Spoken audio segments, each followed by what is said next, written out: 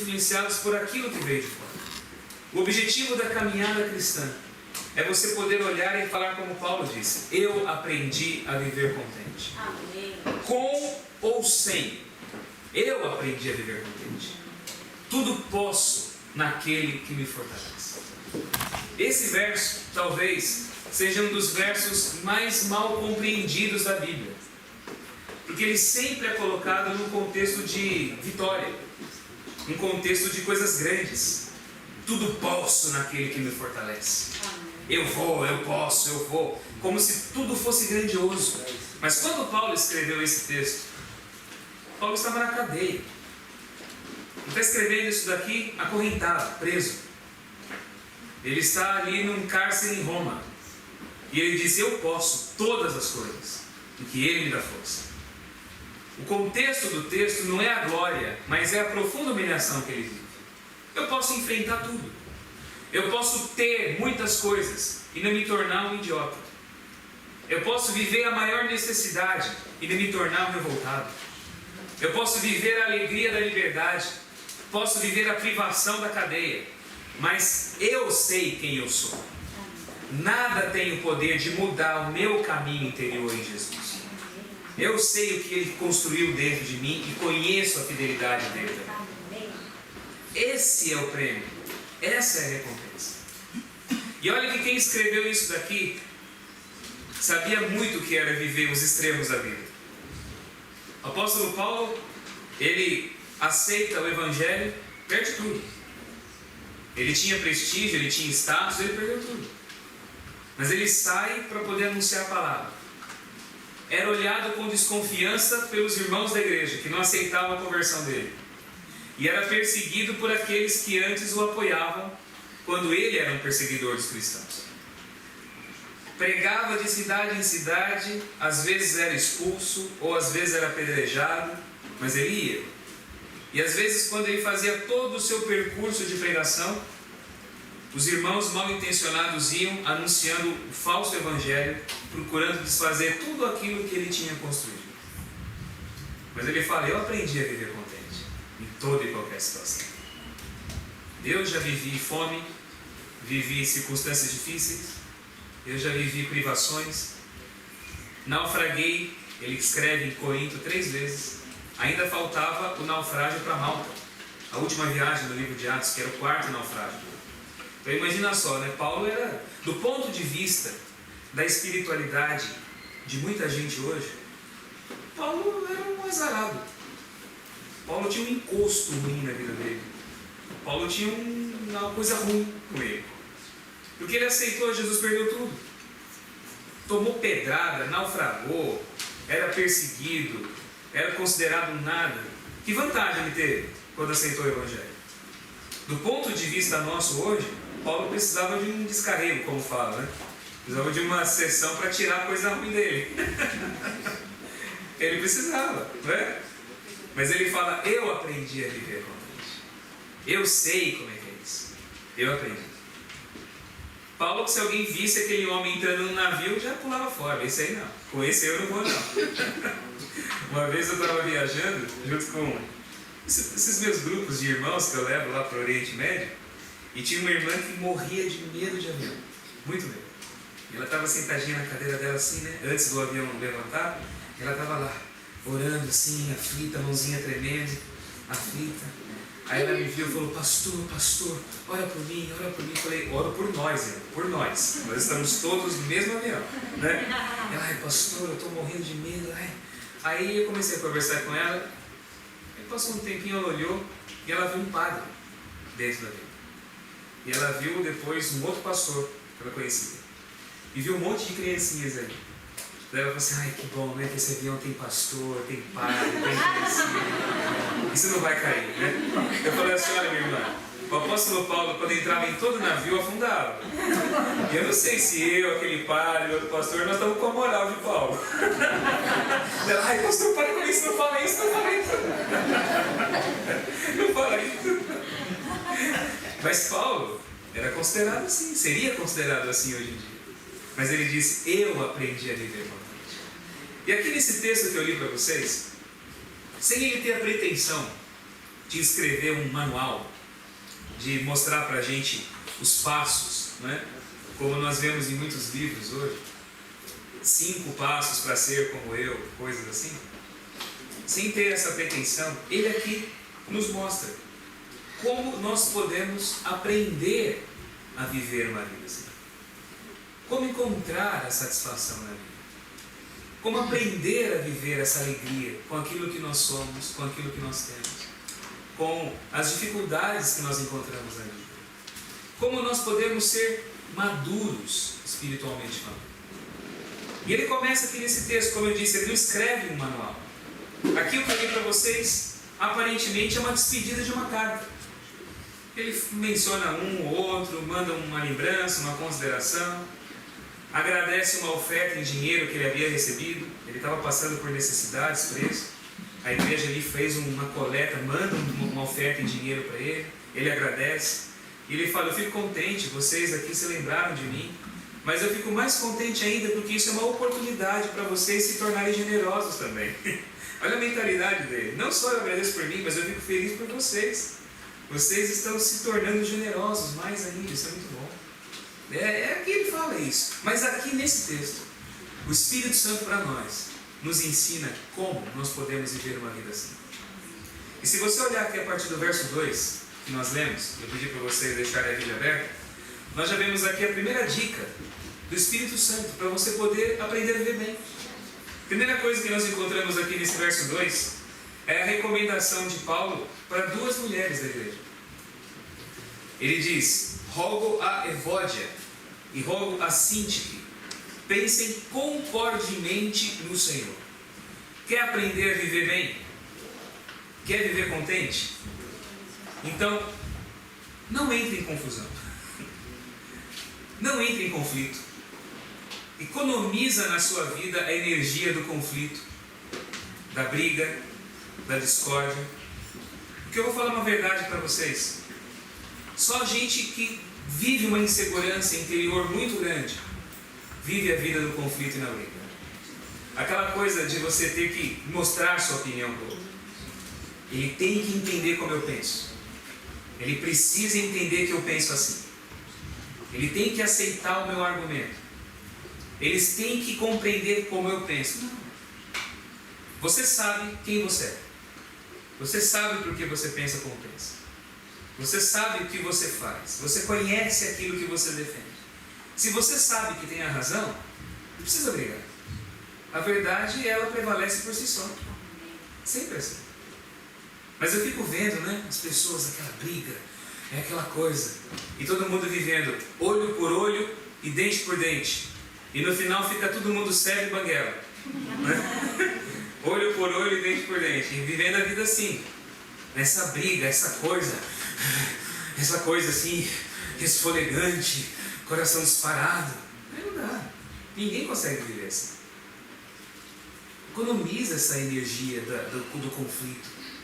Paulo menciona 2 irmãs que eram auxiliares da igreja. Eu peço a vocês, pensem concordemente no Senhor. Parem com essa encrenca, parem com a confusão. Procurem viver em paz. Se você disse e o outro não aceitou, para que ficar tentando fazer ele entender o que você está dizendo? Você não vai conseguir dessa forma. Deixa. Tem muita gente que não consegue viver em paz.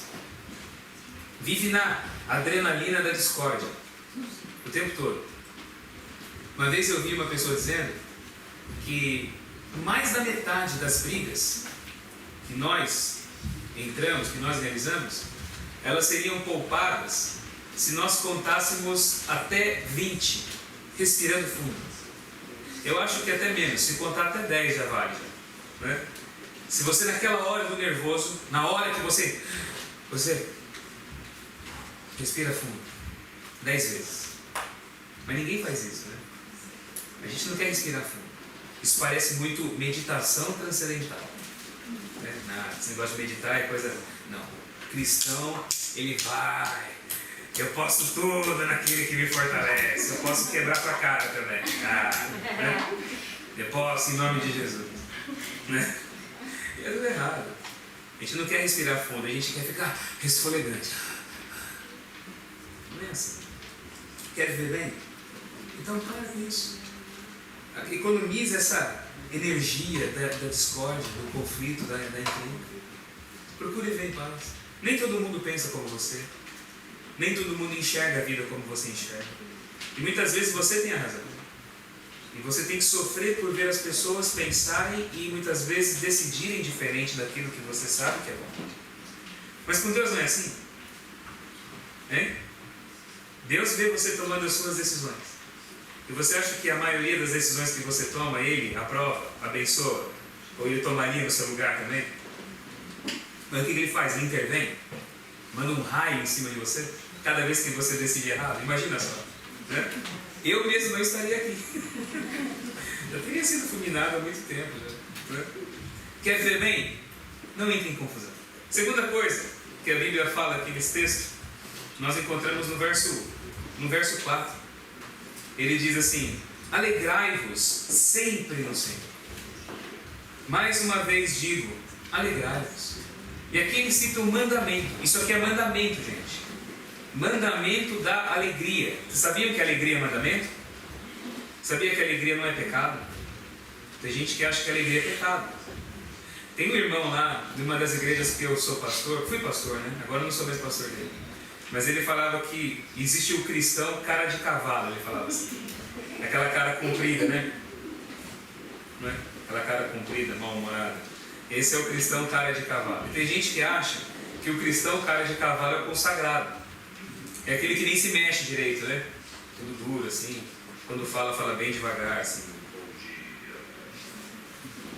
meus irmãos. Né? Quando esse homem não é uma consagração, nada. Ele é mal-humorado mesmo, não é consagração. A Bíblia fala, alegrai-vos. Alegrem-se no Senhor. Não é essa alegria artificial que nós vemos aí fora. A alegria da festa, a alegria do agito, a alegria, eu não sei se é o termo que se usa aqui, mas a gente fala da balada, né? Da festa ali. Essa alegria não é alegria verdadeira. A alegria artificial, que depende de você beber uma coisa, usar alguma substância. Uma alegria que tem hora para começar e para acabar. Ela vai tal dia de tal hora a tal hora. Isso não é alegria. Isso é engano.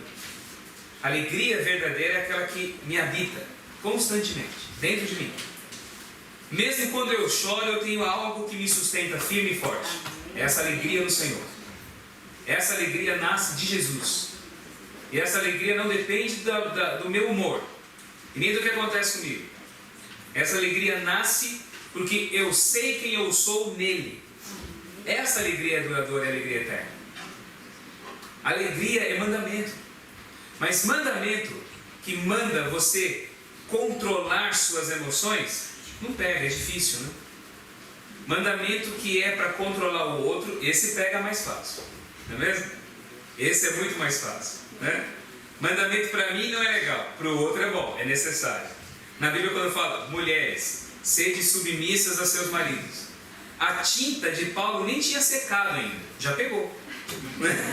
Olha, Paulo mandou, tá ali. Mulher, traz chinelo para mim. Mulher, é um absurdo isso, não é isso que Paulo fala. Mas mandamento para tomar conta da vida alheia, pega fácil. Para cuidar de você, aí não. Mas isso é mandamento de Deus.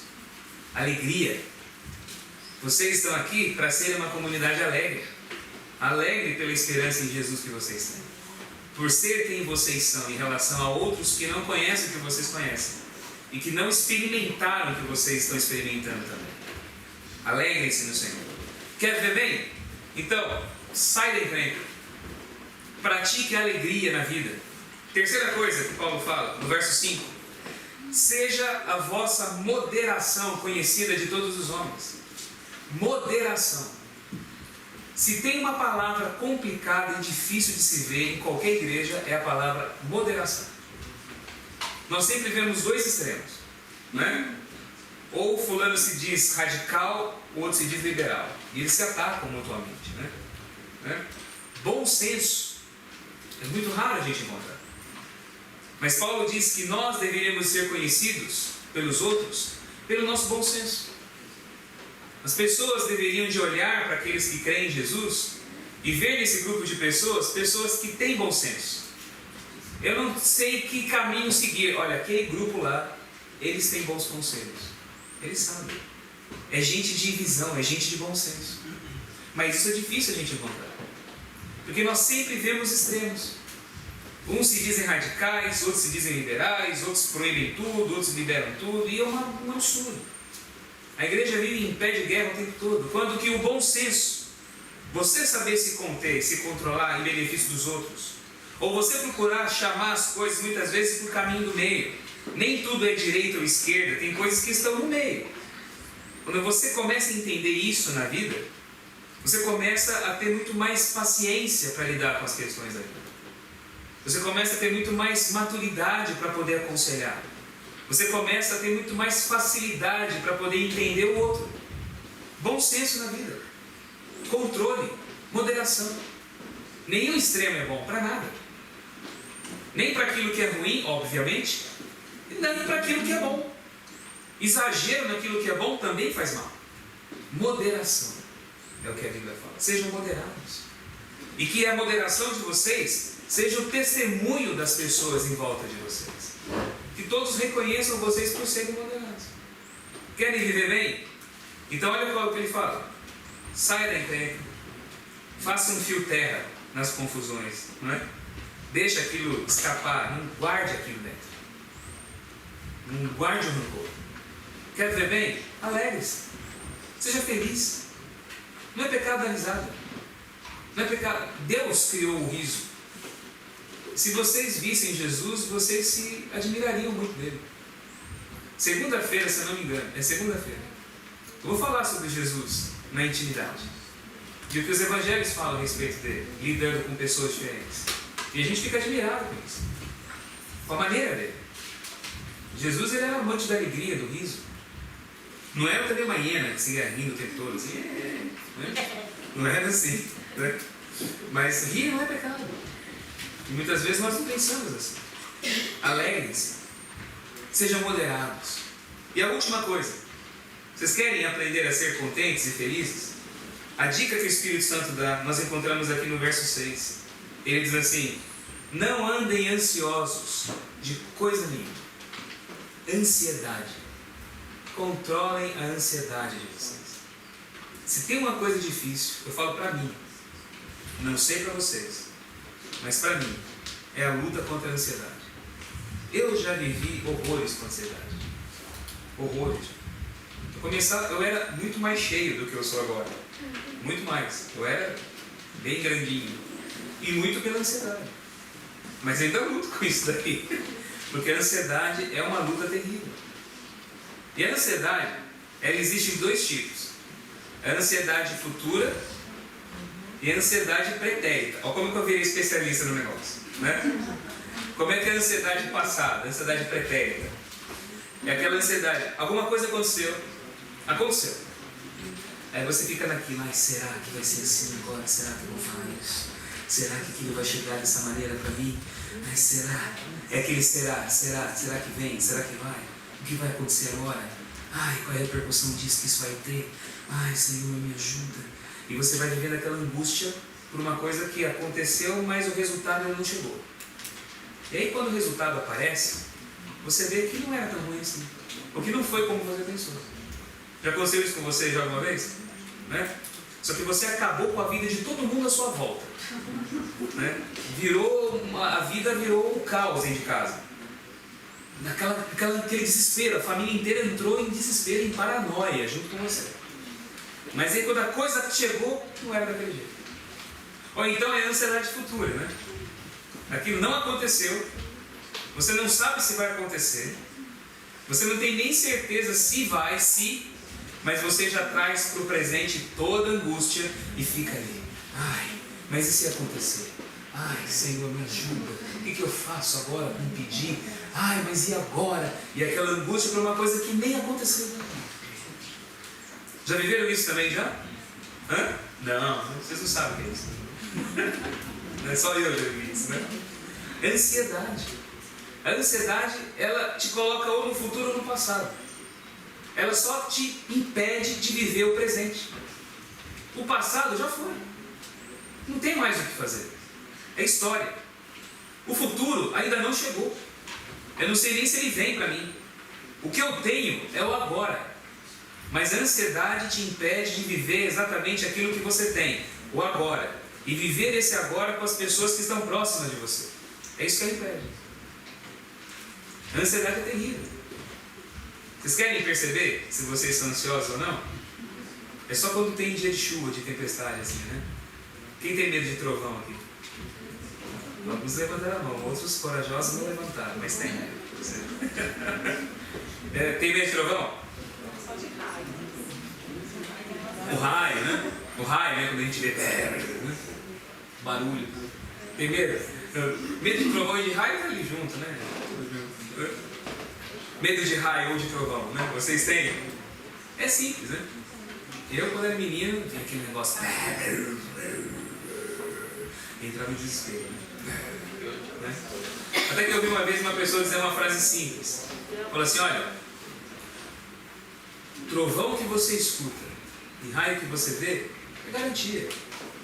O raio que você vê nunca será o raio que o parta. Porque uma vez que você viu, não caiu em você.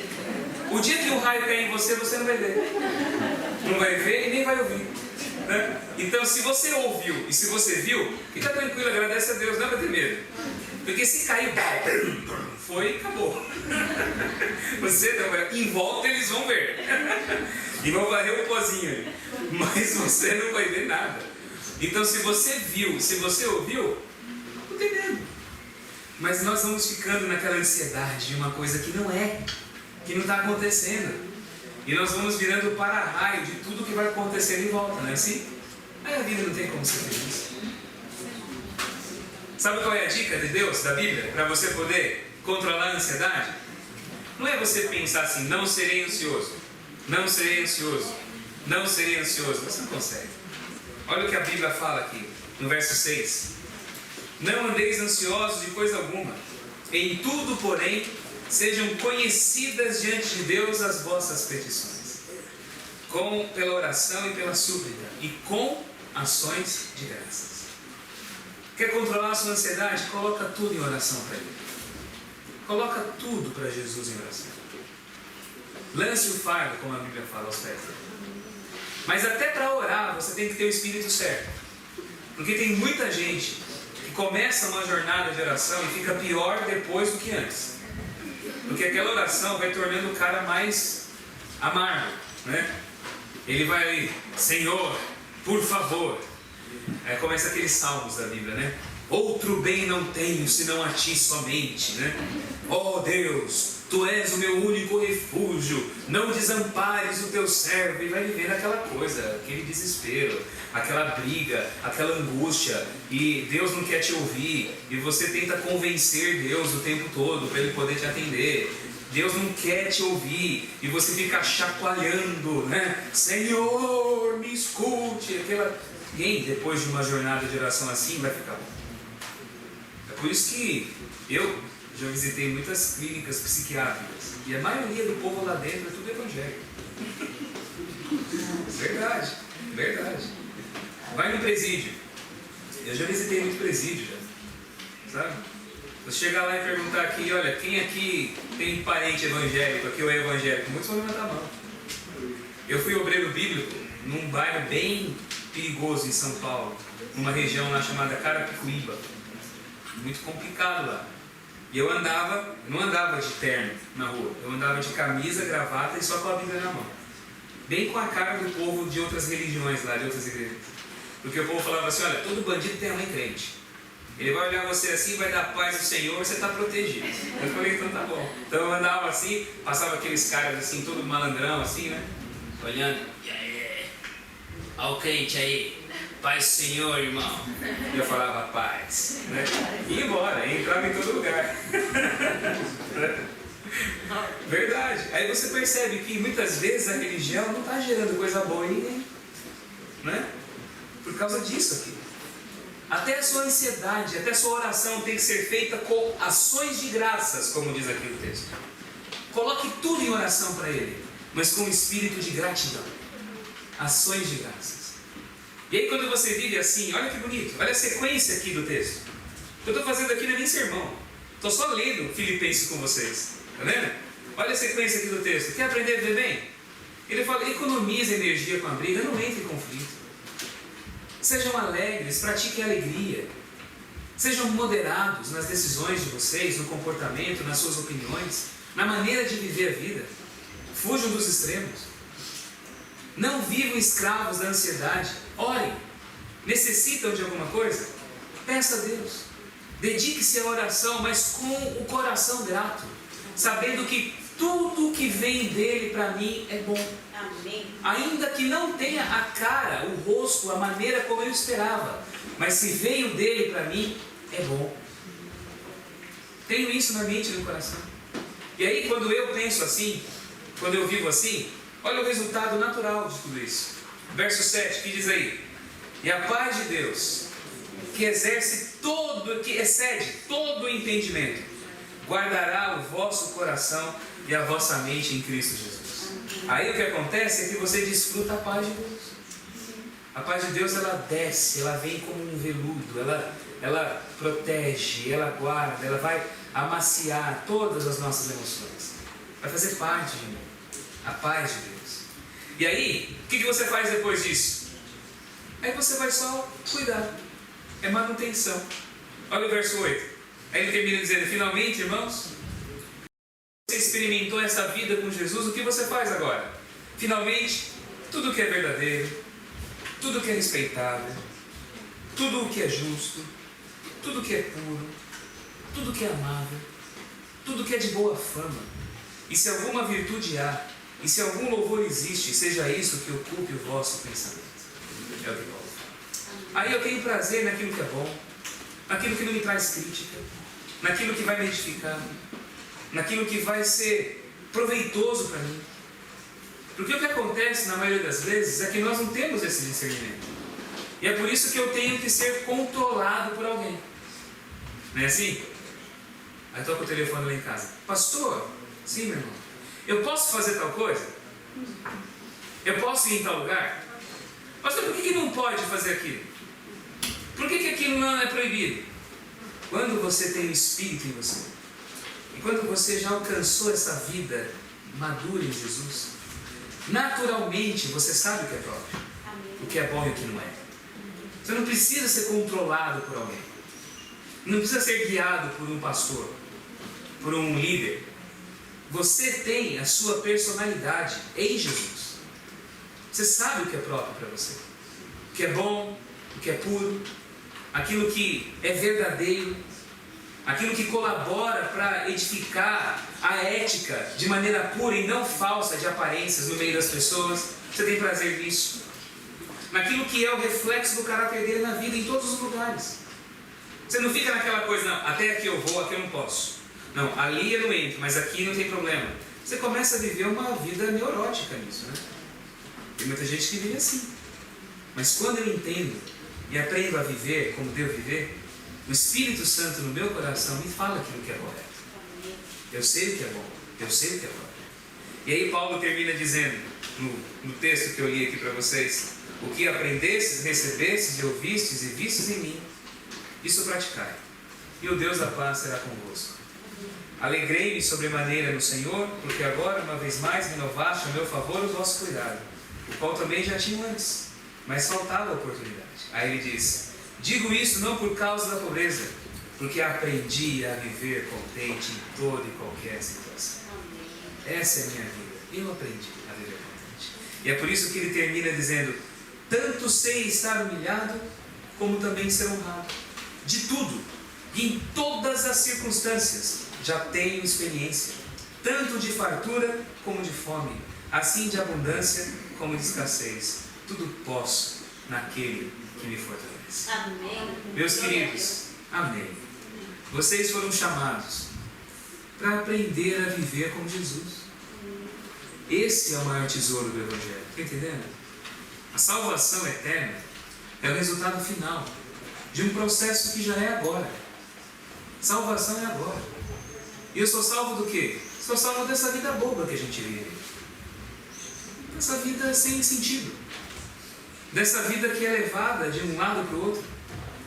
Dessa vida que, mesmo dizendo que eu creio em Jesus, que eu creio em Deus, não transforma nada aqui dentro do meu coração.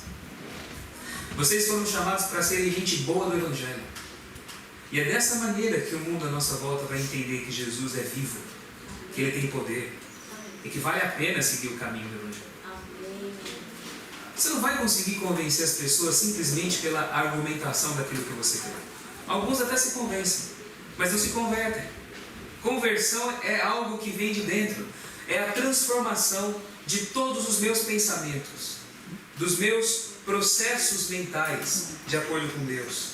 Conversão é todo dia dar razão a Deus. Dar razão a Deus. É entender que os meus valores, os meus conceitos, os meus gostos, as minhas opiniões são todas invertidas em relação a Deus. É tudo do contrário. É tudo oposto. Aquilo que eu chamo bom, muitas vezes ele chama mal. Aquilo que eu acho que é próprio, ele não tem prazer nenhum naquilo. E naquilo que eu acho que não tem problema, aquilo que para mim não tem valor nenhum, muitas vezes é aquilo que ele honra. Conversão é essa mudança de olhar. É você entender a vida a partir de Jesus, a partir do Evangelho. E é para isso que vocês foram chamados. Para aprender a viver. Aprender a viver em toda e qualquer situação. Esse é o tesouro. Você quer aprender a viver com Jesus? Está precisando disso? Eu estou aqui nessa caminhada, todos nós estamos.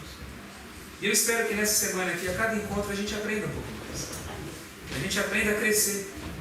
A gente aprenda a renascer das nossas cinzas com o poder de Deus. É por isso que essa semana tem esse título, Renovando as Nossas Forças, como indivíduos e também como igreja, pelo poder do Senhor. Eu espero que isso não seja só sermão, mas seja uma descrição da nossa vida, porque esse foi o seu chamado, essa é a recompensa, e essa deve ser a sua motivação.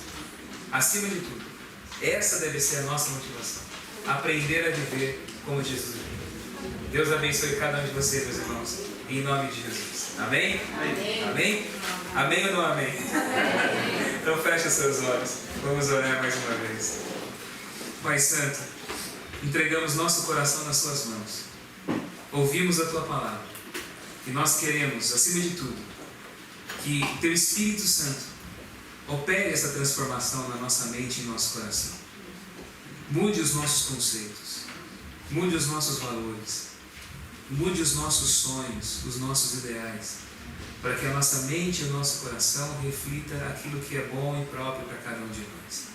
Eu entrego os meus amigos e irmãos aqui nas Tuas mãos, para que essa semana seja uma semana de crescimento, uma semana de amadurecimento, uma semana de proximidade com Deus, uma semana de renovação do nosso compromisso, uma semana em que nós nos sentiremos renovados para testemunhar o Evangelho de Jesus para muitos na nossa volta. Toma-nos nos Seus braços, Senhor, e nos ensine cada dia mais a sermos como Jesus é. É o que nós te pedimos, em nome de Jesus. Amém. Deus abençoe você.